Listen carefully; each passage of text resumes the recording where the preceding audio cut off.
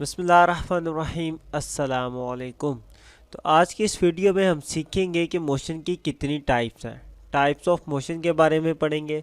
Translatory motion क्या चीज़ है, उसके बाद लीनियर मोशन, रैंडम, सर्कुलर, इन तीनों को भी डिस्कस किया जाएगा। वाइब्रेटरी मोशन और रोटेटरी मोशन, इन तमाम टॉपिक्स को इंशाल्लाह इस वीडियो में कवर किया जाएगा। ये आपके 9th क्लास का चैप्टर नंबर 2 है और इस चैप्टर की जो प्लेलिस्ट है उसका लिंक डिस्क्रिप्शन में मैं दे दूंगा। उसके अलावा इस वीडियो में आपको बताया जाएगा कि पेपर में कैसे कैसे क्वेश्चन पूछे जाते हैं, आपने उन क्वेश्चन को लिखना कैसे है, उनकी प्रेजेंटेशन कैसे देनी है, और लास्ट पर आपको ये बताया जाएगा कि आपको अपने मैथ के और फिज़िक्स के हर चैप्टर की जो प्लेलिस्ट है वो कैसे मिलेगी। इंशाल्लाह वो सारा तरीक़ेकार भी वीडियो के लास्ट में बता दिया जाएगा। अब स्टार्ट करते हैं अपने टॉपिक को। टॉपिक है हमारा टाइप्स ऑफ मोशन, के मोशन की कितनी कितनी इकसाम है। तो मोशन की 3 इकसाम है। Number 1 translatory motion, number 2 rotatory motion और नंबर 3 वाइब्रेटरी मोशन। ठीक है, ये 3 इकसाम है हमारे पास, 3 टाइप्स हैं मोशन की। अब ये जो ट्रांसलेटरी मोशन है ना, इसके मज़ीद आगे 3 हिस्से हैं।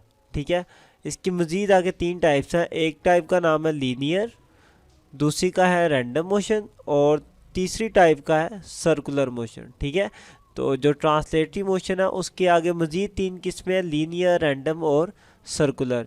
हम बारी बारी इन सबको पढ़ेंगे। तो सबसे पहले मैं ट्रांसलेटरी मोशन को स्टडी करता हूँ कि ट्रांसलेटरी मोशन किसे कहते हैं। ट्रांसलेटरी मोशन, देखिए ये जो आपकी टाइप है ना, ये बहुत ज़्यादा समझने वाली है, कॉन्सेप्ट वाली है। आपने इसको बड़े ध्यान से समझना है कि ट्रांसलेटरी मोशन बेसिकली कहते किसको हैं।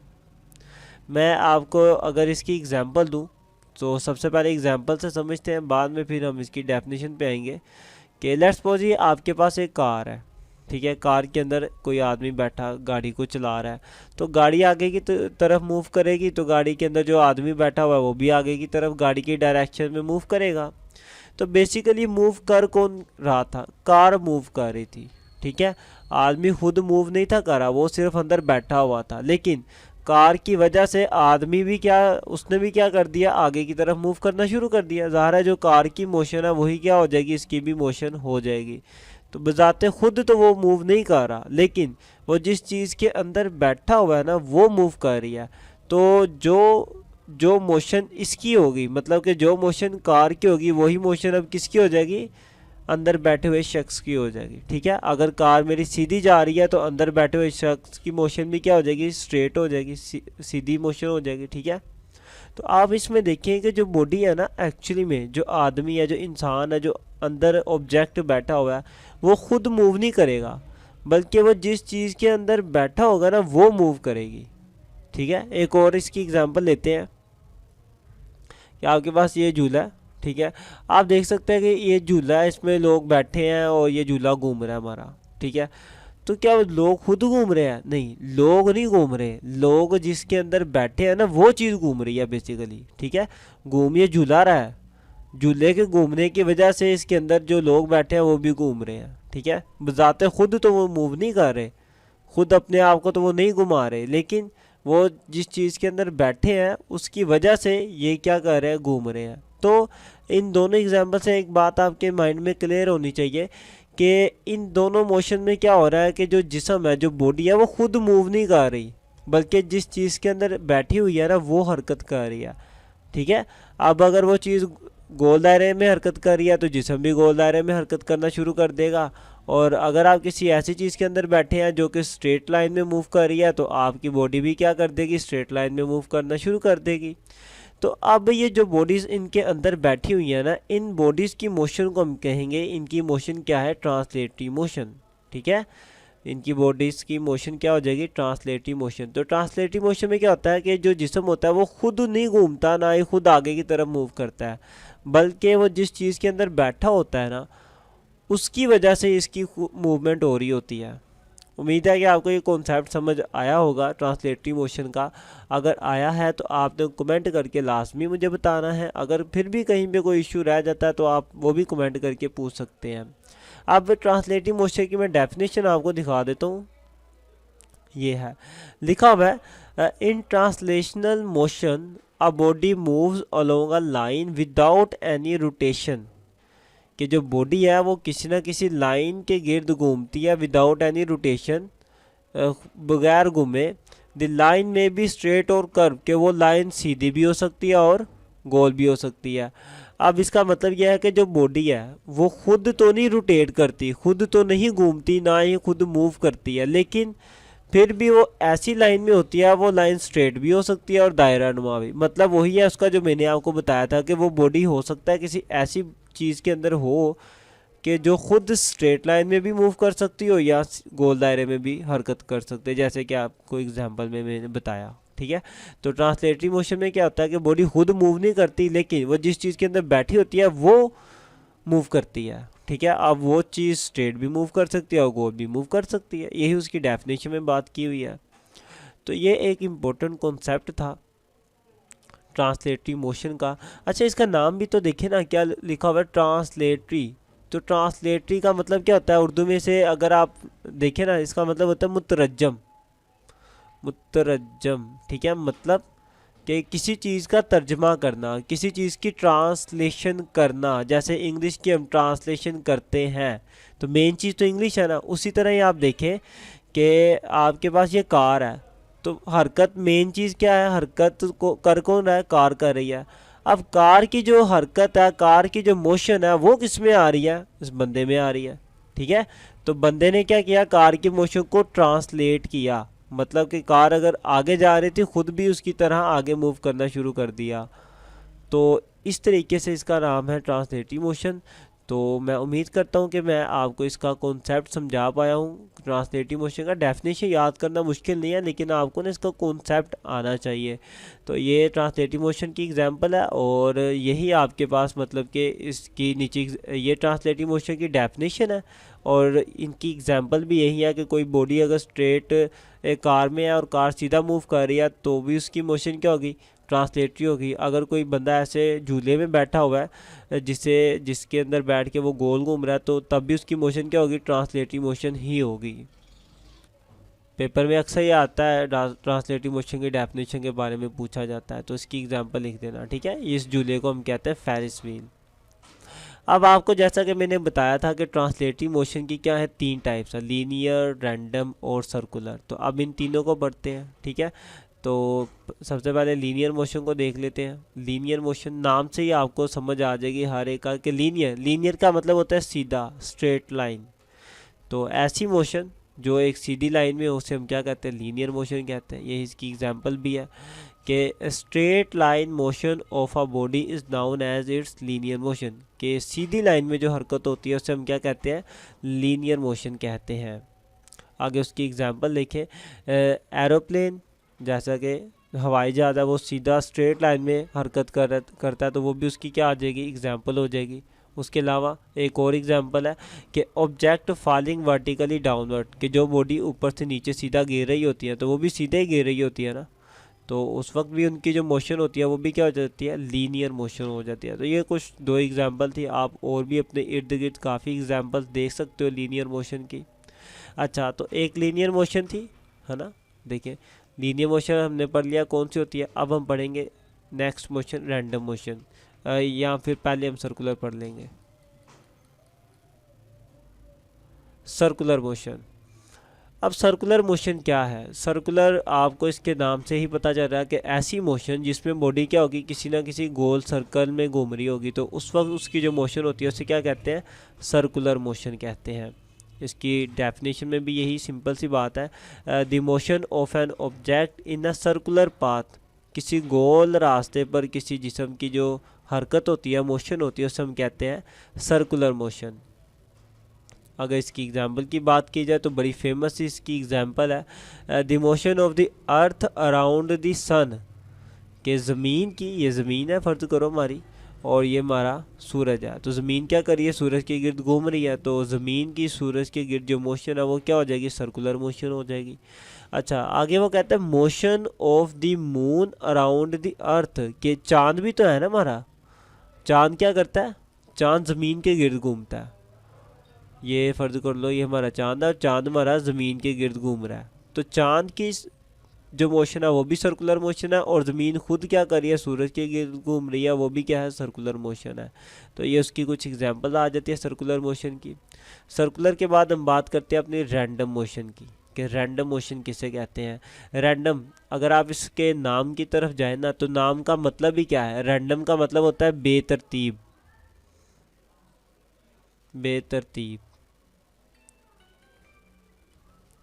तो रैंडम का मतलब ही क्या है, बेतरतीब। तो ज़ाहिर है फिर इसकी डेफिनेशन भी कुछ इस तरह की होगी कि लिखा हुआ है द डिसऑर्डर्ड और irregular motion of an object is called random motion. की अगर कोई जिस्म बेतरतीब अंदाज से हरकत करता है तो उसकी हरकत को हम क्या कहते हैं, रैंडम मोशन कहते हैं। ये इसकी डेफिनेशन होगी। नीचे मैंने उसकी मिसालें भी लिख दी हुई हैं। Motion of insect and bird is random motion, कि आपके पास जो आपकी कीड़े मकोड़े या हशरात हैं उनकी जो मोशन है वो क्या है, हमारी रैंडम मोशन है। क्लियर। अच्छा, इसमें एक और बड़ी इंपॉर्टेंट चीज़ है रैंडम मोशन में, कि आपने ये चीज़ याद रखनी है, ये जो अभी आपको मैं बताने लगा हूँ। द मोशन ऑफ डस्ट और स्मोक पार्टिकल्स, कि जो आपके पास इर्द गिर्द हवा के पार्टिकल्स हैं उनकी जो मोशन है वो भी बेसिकली क्या है, रैंडम मोशन है। तो रैंडम मोशन की दो मिसालें तो अभी तक आपने कर ली, एक ये एक ये। अच्छा, ये जो थर्ड पे है ना, ये बड़ी इंपॉर्टेंट है। लिखा हुआ है the Brownian motion of a gas और liquid molecules along a zigzag path, कि जो आपके पास गैस होती है, ठीक है, गैस के जो मॉलिक्यूल्स होते हैं या जो लिक्विड होते हैं उनके मॉलिक्यूल्स क्या करते हैं, जिगजैग ट्रैक में, यूँ मतलब बेतरतीब अंदाज ही होता है ये भी, जिगजैग, इसे जिगजैग कहते हैं। इस तरीके से वो क्या करते हैं, हरकत करते हैं। तो ये जो मोशन है ना, जिगजैग मोशन, किसकी, गैस की और लिक्विड की, इस मोशन का एक नाम रखा हुआ है हमने, उसे हम कहते हैं ब्राउनियन मोशन। ये आपने याद रखना है कि गैस के मॉलिक्यूल्स की और लिक्विड की जो मोशन है उसे हम क्या कहते हैं, ब्राउनियन मोशन कहते हैं। और ब्राउनियन मोशन किसकी मिसाल है, रैंडम मोशन की ही मिसाल है। ओके, तो ये था यहाँ तक हमारा ट्रांसलेटरी मोशन। हमने अच्छे से पढ़ लिया कि ट्रांसलेटरी मोशन किसे कहते हैं और उसकी तीनों टाइप्स को भी डिटेल में देख लिया। अब दो रह गया, रोटेटरी मोशन और वाइब्रेटरी मोशन, इनको भी डिस्कस करते हैं। तो सेकंड पे थी हमारी रोटेटरी मोशन। अब स्टडी करते हैं कि रोटेटरी मोशन किसे कहते हैं। तो पहले कुछ एग्जांपल मैं आपको दिखाऊंगा, बाद में फिर मैं इसकी डेफिनेशन पे आऊँगा। तो पहली एग्जांपल है आपके पास कि आपके पास कोई लट्टू मौजूद है, ठीक है, वो घूम रहा है। ये लट्टू क्या कर रहा है, स्पिन कर रहा है, घूम रहा है। तो अब आप इसमें देखेंगे लट्टू बजाते खुद घूम रहा है, ठीक है। मैंने कहा था ना ट्रांसलेटिव मोशन में, कि ट्रांसलेटिव मोशन में क्या होती है कि जो बॉडी होती है वो खुद मूव नहीं करती, बल्कि वो जिस चीज़ के अंदर बैठी होती है वो मूव करती है। लेकिन यहाँ पर अब रोटेटिव मोशन में क्या है, बॉडी खुद मूव कर रही है। अच्छा, अब ये मूव किस तरीके से करिए, आप ये गौर करें कि ये जो बॉडी है ये मूव कर रही है किसी न किसी लाइन के गिर्द। अगर मैं यहाँ पे कोई लाइन ड्रा करूँ, मैं यहाँ पर ये लाइन अगर यूँ बनाऊँ, ठीक है, तो ये सारे का सारा लड्डू क्या कर रहा है, इस लाइन के गिर्द मूव कर रहा है। अगर ये फुटबॉल है, फर्ज करें ये फुटबॉल भी क्या कर रहा है, स्पिन कर रहा है, गोल गोल घूम रहा है। तो एक लाइन अगर आप दरमियान में ड्रा कर ले, जिसे हम क्या कहेंगे, एक्सिस कहते हैं, इसे हम क्या कहते हैं, एक्सिस। तो अब ये पूरा लट्टू एक एक्सिस के गिर्द घूम रहा है। इसी तरह ये अगर फुटबॉल है, घूम रहा है, ठीक है, आपकी उंगली पर फर्ज करो घूम रहा है, तो ये दरमियान इसका क्या हो जाएगा, एक्सिस। तो पूरा का पूरा जो आपका फुटबॉल है वो उस एक्सिस के इर्द गिर्द ही घूम रहा है। अगर फ़र्ज करो ये आपकी अर्थ है, ज़मीन है, तो ज़मीन भी तो घूम रही है ना, ठीक है। ज़मीन मतलब कि एक तो सूरज के गिर्द ज़मीन घूम रही है, वो तो ठीक है, लेकिन ज़मीन क्या करती है, अपने एक्सिस के गिर्द भी घूमती है, मतलब कि अपनी जगह पर रहते हुए भी गोल गोल घूम रही है, अपने एक्सिस के गिर्द घूम रही है। ओके, अपने एक्सिस के गिर्द भी क्या कर रही है, ये घूम रही है। और इसी तरह अगर आप गाड़ी के स्टीयरिंग की बात करें, ठीक है, तो गाड़ी का स्टीयरिंग देखें, ये इसका दरमियान क्या है, दरमियान इसका एक्सिस है इस वक्त। ये जो इसका दरमियान है, अभी ये जो दरमियान है ये क्या है, इसका एक्सिस है।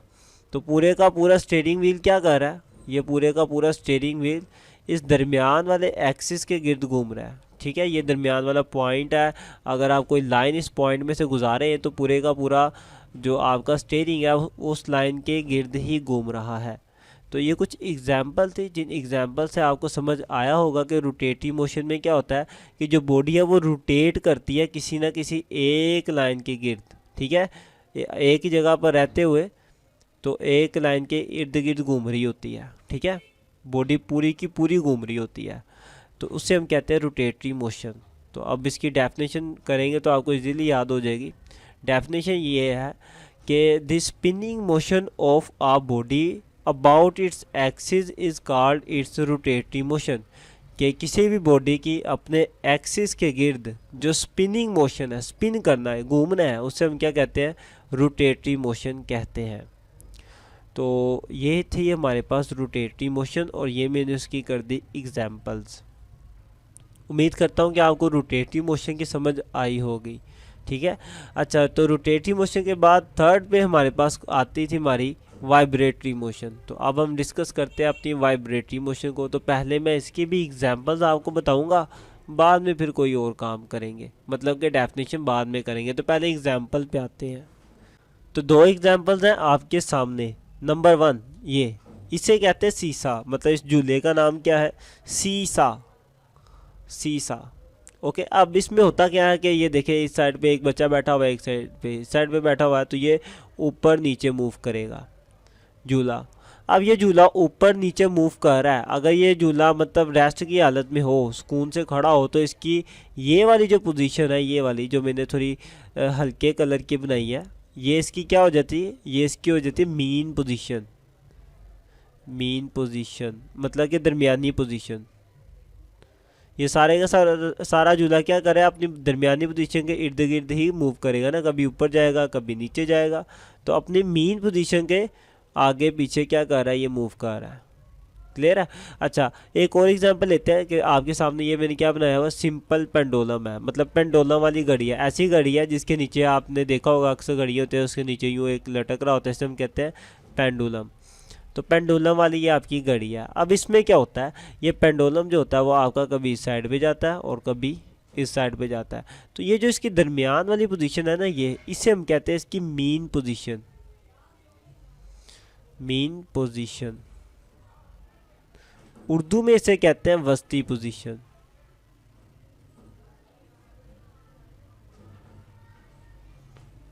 तो हो क्या रहा है कि ये जो मेरे पास ये पेंडुलम है, ये पेंडुलम, ठीक है, ये जो पेंडुलम है ना, इसकी बात कर रहा हूँ, घड़ी की नहीं, कि पेंडुलम क्या करता है, अपनी मीन पोजीशन के आगे और पीछे मूव करता है, ठीक है।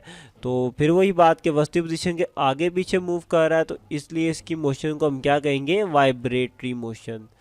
समझ आया कि वाइब्रेटरी मोशन किसे कहते हैं, कि इसमें जो बॉडी होती है वो अपनी मीन पोजीशन के गिर्द वस्ती पोजीशन के आगे पीछे मूव करती है, इसे हम कहते हैं हमारी वाइब्रेटरी मोशन।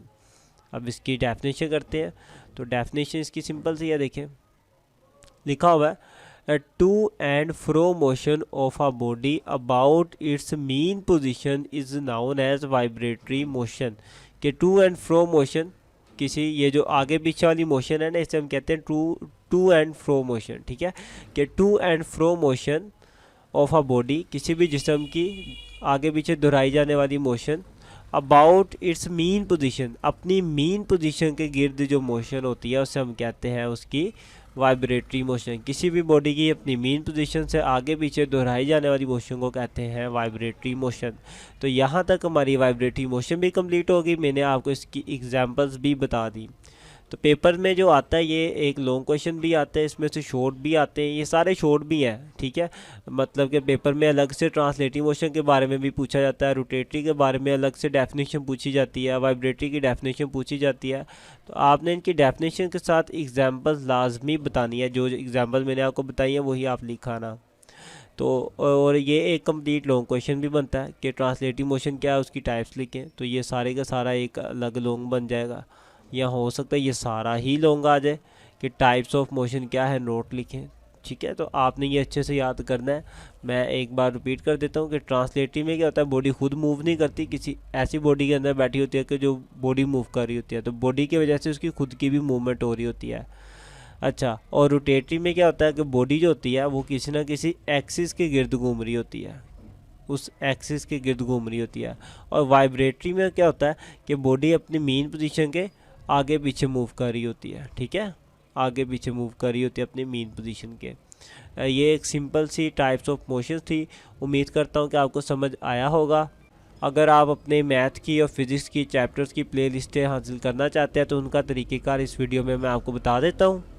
और अपने सब्जेक्ट की प्लेलिस्ट हासिल करने के लिए सबसे पहले अगर सब्सक्राइब नहीं किया तो वो कर दें, साथ ही बेल आइकन को भी दबा दें और ये प्लेलिस्ट वाले ऑप्शन पे आएँ। इस पर क्लिक करेंगे तो थोड़ा सा स्लाइड करें। सबसे पहले आपको न्यूमेरिकल की प्लेलिस्टें मिलेंगी, उसके बाद 9th मैथ की सारी प्लेलिस्टें इंशाल्लाह इधर आएंगी, फिर 10th मैथ की सारी प्लेलिस्टें, 11th की और 12th मैथ की भी सारी प्लेलिस्टें इंशाल्लाह यहाँ आएंगी।